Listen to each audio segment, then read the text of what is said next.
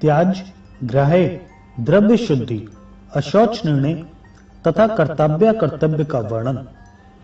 मदालसा कहती है, बेटा अब त्याज और ग्राह्य वस्तुओं का प्रकरण आरंभ करती हूं, सुनो।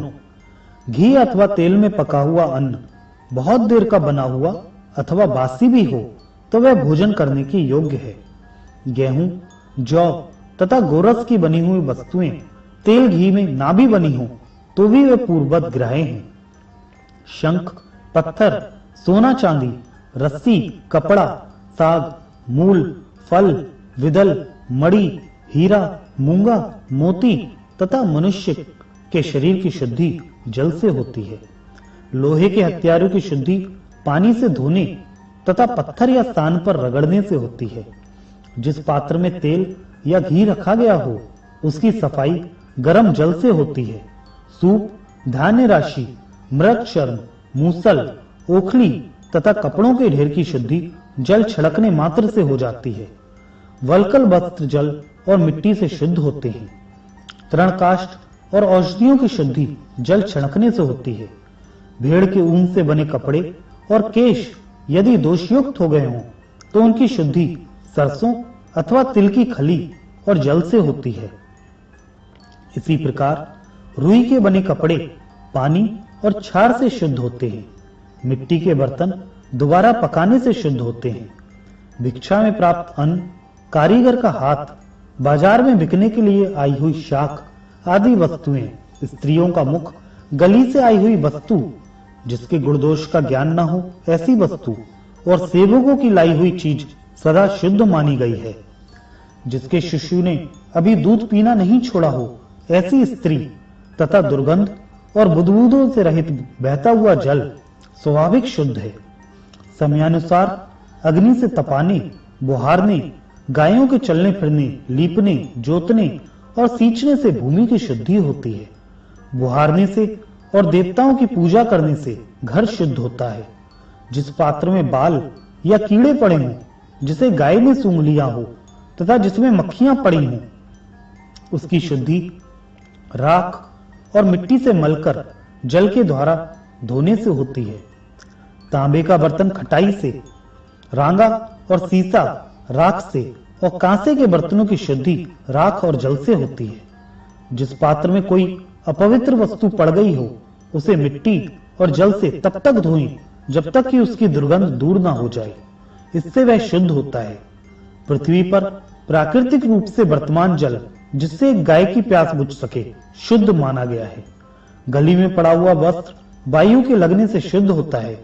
धूल, अग्नि, घोड़ा, गाय, छाया, किरणें, वायु, जल की छींटें और मक्खी आदि ये सब अशुद्ध वस्तुओं के संसर्ग में आने पर भी शुद्ध ही रहते हैं। बकरे और घोड़े का मुख शुद्ध माना गया है किंतु गाय का नहीं। बछड़े का मुख तथा माता का स्तन भी पवित्र बताया गया है। फल गिरने में पक्षी की चोंच भी शुद्ध मानी गई है। आसन, शैया, सवारी, नाव और मार्ग के तृण ये सब बाजार में बिकने वाली वस्तुओं की तरह सूर्य और चंद्रमा की किरणों तथा वायु के स्पर्श से शुद्ध होती हैं। गलियों में घूमने फिरने, स्नान करने, छींक आने, पानी पीने, भोजन करने तथा वस्त्र बदलने पर विधि पूर्वक आचमन करना चाहिए। अस्पृश्य वस्तुओं से जिनका स्पर्श हो गया हो उनकी, रास्ते के कीचड़ और जल की तथा ईंट की बनी हुई वस्तुओं की वायु के संसर्ग से शुद्धि होती है। अनजाने में यदि दूषित अन्न भोजन कर लें तो 3 रात तक उपवास करें और यदि जानबूझकर किया हो तो उसके दोष की शांति के लिए प्रायश्चित करें। मनुष्य को गीली हड्डी का स्पर्श करके स्नान करने से शुद्धि होती है और सूखी हड्डी का स्पर्श कर लेने पर केवल आचमन करके गाय का स्पर्श या सूर्य का दर्शन करने से मनुष्य शुद्ध हो सकता है। बुद्धिमान पुरुष रक्त, खंखार तथा उपटन को ना लांघे और असमय में उद्यान आदि के भीतर कदापि न ठहरे। लोक निंदित विधवा स्त्री से वार्तालाप ना करें। जूठन, मलमूत्र और पैरों के धुआं को घर से बाहर फेंके। दूसरे के खुदाए हुए पोखरे आदि के जल में 5 लौंदा मिट्टी निकाले बिना स्नान ना करें। देवता संबंधी सरोवरों तथा गंगा आदि नदियों में सदा ही स्नान करें। देवता, पितर, उत्तम शास्त्र, यज्ञ और मंत्र आदि की निंदा करने वाले पुरुषों से स्पर्श और वार्तालाप करने पर सूर्य के दर्शन से शुद्धि होती है। रजस्वला स्त्री, अन्य त्यज, पतित, मृतक, विधर्मी, प्रसूता स्त्री, नपुंसक, वस्त्रहीन, चांडाल, मुर्दा ढूंढने वाले तथा परिस्त्रीगामी पुरुषों को देखकर विद्वान पुरुषों को इसी प्रकार सूर्य के दर्शन से आत्मशुद्धि करनी चाहिए। अभक्ष पदार्थ, नपुंसका स्त्री, नपुंसक, विलाप, चूहा, कुत्ता, मुर्गा, पतित, जाति बहिष्कृत, चांडाल, मुर्दा ढूंढने वाले, रजस्वला स्त्री, ग्रामीण सुअर तथा अशौच दूषित मनुष्यों को छू लेने पर स्नान करने से शुद्धि होती है। जिसके घर में प्रतिदिन नित्य कर्म की अवहेलना होती हो तथा जिसे ब्राह्मणों ने त्याग दिया है, वह नराधम महापापी है। नित्य कर्म का कभी ना करें। उसे ना करने का बंधन तो केवल जनान शौच और मणा शौच में ही है। अशौच प्राप्त होने पर ब्राह्मण 10 दिन, क्षत्रिय 12 दिन और वैश्य 15 दिनों तक दान, होम आदि कर्मों से अलग रहे। शूद्र 1 मास तक अपना कर्म बंद रखे। तदंतर सब लोग अपने शास्त्रोक्त कर्मों का अनुष्ठान करें। मृतक को गांव से बाहर ले जाकर उसका दाह संस्कार करके समान गोत्र वाले भाई बंधुओं को पहले, चौथे, 7वें और 9वें दिन तक प्रेत के लिए जल देना चाहिए तथा चौथे दिन उसकी चिता से राख और हड्डियों का संचय करना चाहिए। अस्थि संचय के बाद उनका अंग स्पर्श किया जा सकता है। फिर सम्नांत तक पुरुष अपने सब कर्म कर सकते हैं, किंतु सपिंड लोग केवल स्पर्श के अधिकारी होते हैं। जिस दिन मृत्यु हुई हो उस दिन संपोदक और सपिंड दोनों का स्पर्श किया जा सकता है।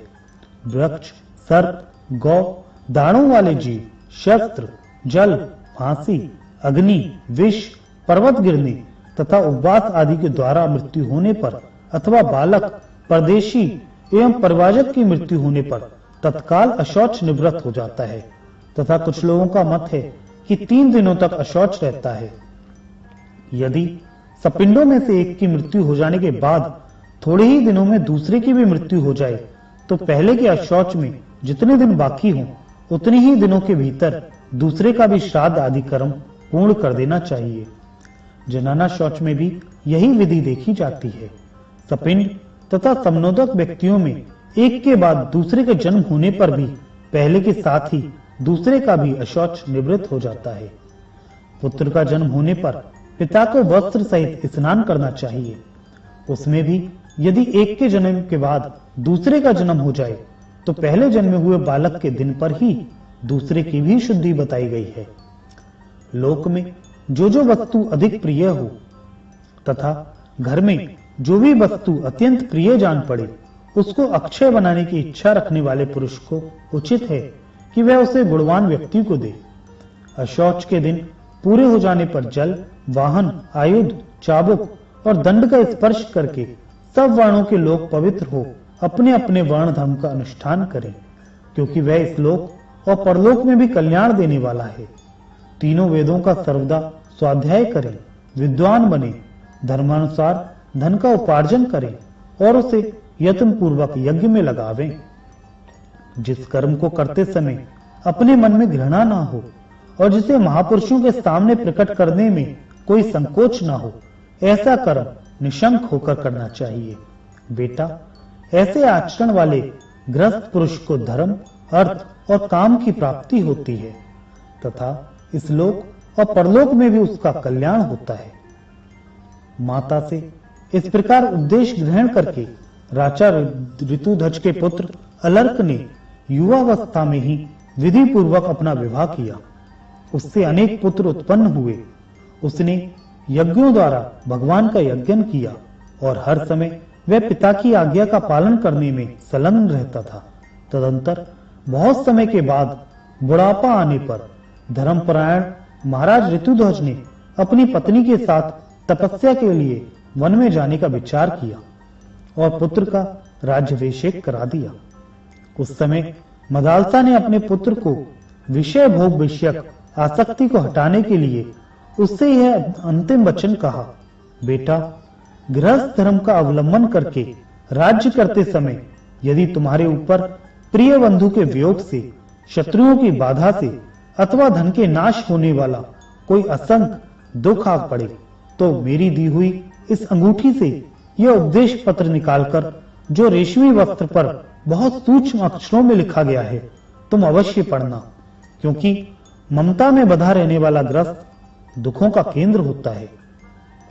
सुमति कहते हैं, यूं कहकर मदालसा ने अपने पुत्र को सोने की अंगूठी दी और गृहस्थ पुरुष के योग्य आने के आशीर्वाद भी दिए। तत्पश्चात पुत्र को राज सौंपकर महाराज कुशलाव्य और महारानी मदालसा तपस्या करने के लिए वन में चले गए।